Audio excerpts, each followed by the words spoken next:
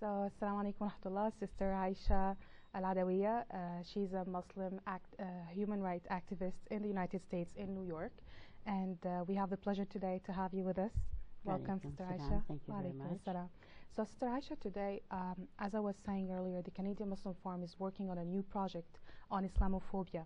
And before starting, I'd like to know, in your own words, you tell us, how do you see Islamophobia, or the definition of Islamophobia, since we are witnessing different interpretations on many levels? Not everyone sees Islamophobia the same way. Well, early on when we were working on coining the term Islamophobia, I was actually advocating for anti-Islam because I thought it spoke more directly to the issue. But obviously Islamophobia won out, and so be it. Now it's become, I think, pretty much a household word. I mean, we have government officials down to ordinary citizens using the word with understanding. So being, that is the case, Islamophobia is just anti-Islam. Okay. Just in very simple terms. And then it manifests itself in very different ways throughout the society. Yes. And do you think that today, like we are witnessing in general in the media and even in our daily lives, that a Muslim woman, especially the ones wearing hijab, but she has become a very easy target of all kind of Islamophobic acts, either at work, in the streets, in malls. Why did the Muslim woman become such an easy target for everyone, and why and how? What is your advice to these Muslim women? How should they face Islamophobia or interact with it, or what would you tell them? Well, I think that post 9/11, women wearing hijab or any kind of scarf on their head who identified as Muslim were easy targets, as you've said. Yes. So that was the obvious. What happened to us in New York immediately after 9/11, we had women who were terrified to leave their homes. They were afraid to take their children to school, to go shopping, anything outside the home. Yes. To the extent that we actually had imams come forward and issue fatwas for women that it would be halal for them to remove their hijab because it was an issue of safety. Now, many women took refuge in that, but there were others who refused to remove their hijab.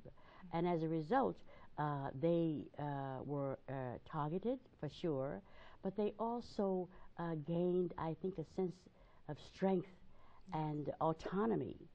And as a result of having taken that stand, non-Muslim women also put on hijab as a show of solidarity. Sign of solidarity. So I think that for those women who wear the hijab because they think it's part of their religious mandate to do so, we would strongly advise them to keep it on, Yes. And I think part of the assault on women who were in hijab was the perception of people who were perpetrating these acts of violence against women were directed at people that they thought did not know how to defend themselves. For instance, we didn't have any incidences whatsoever that I'm aware of in New York of women having their scarves pulled off in the African American community, for instance, right?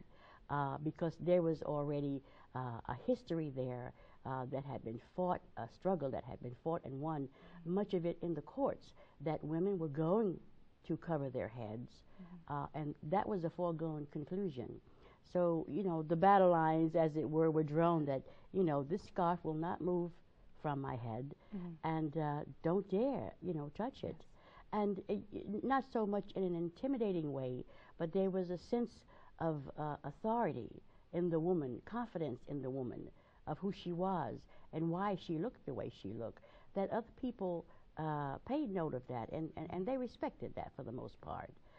Other women who were vulnerable, afraid, feeling that they did not belong for many reasons, were really troubled and under stress. And as a result, we took to the streets to educate the general public about women who looked the way we do. Muslim women. Muslim women. Okay. But we were talking to educators, government officials, police officials, government, law enforcement, Yes. so that we would have the understanding that this is the way Muslim women dress, many Muslim women dress, and that is a human right, it's a protected right. And as a result, we mobilize law enforcement that they had to have a special eye also to provide extra security for those women, to have a special eye out looking for that, so that women felt safe in their own skins, walking around in their communities, taking their children to school, doing their shop, the ordinary everyday things that women did that they were not feeling comfortable doing. So that's how we do it. Okay. I say that if a woman wears the hijab, she should wear it with confidence, right? For sure. And carry that, Absolutely. with her in the street, Yes. so that when people encounter her, so that she's not, this formidable figure, but she's carrying it with respect and honor. So she and shouldn't change. It transmits it to other people, and it registers. For sure. So the Muslim woman shouldn't change or remove her hijab in order to be to feel safer, or she should be determined in what she's standing for. But at the same time, what we wanted to know also for these Muslim women, let's say we have witnessed all different sad incidents lately in Ontario and some in the U.S. We've heard about it, that Muslim women they pulled their hijabs or other incidents like these. So what's the first step for her, especially for these women? What should she should do? Go to the police, ask the other sisters for certain events, in certain events to speak about hijab, to do education, how they should get together and be organized? Well, I think that women who are wearing the hijab in any society need to know the local terrain. Every woman should know how to access security, for instance, right? Okay. Be it the police or the fire department or whatever. And if for any reason she feels under threat, not just by non-Muslims, but by sometimes violence in her own home, of course, she should know how to get security and to a safe place. But in this context, it's very important for women to have a circle of friends and supporters, people that she trusts. Okay. And then they have to be willing to really take the extra step to educate themselves about how to go about their daily lives in a society that may not be familiar to them. So education is key, and it's in many instances going to have to be self-initiated, so that we're going to put some of the onus on the women, that they're going to have to be strong. They're going to have to find the strength, absolutely, to buoy themselves. And of course, the men in our communities are there to support us. But women have to learn how to protect themselves as well. We also advocate that women take martial arts classes and things like that, quite frankly. Yes. Yeah. So hopefully we won't have to go through these martial classes. But thank you very much. Actually, I think martial art classes are very good. They're not just to counter the negative. Self-defense classes. We all went through this.